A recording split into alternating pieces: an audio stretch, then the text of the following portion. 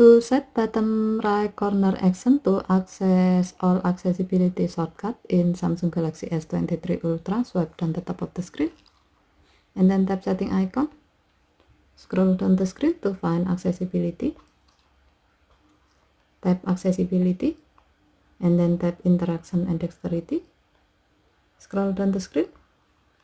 Under mouse and physical keyboard section, tap auto action after pointer stop. Under corner action section, tap bottom right. Scroll down the screen and then tap the gray on offset next to accessibility button to enable this option. When the switch turns blue, it means that this option is on.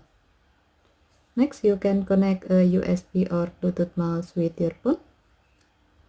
Once done connecting, now you can open up and access all accessibility shortcuts that you have added before by hovering and stopping your mouse pointer on the bottom right corner of the screen.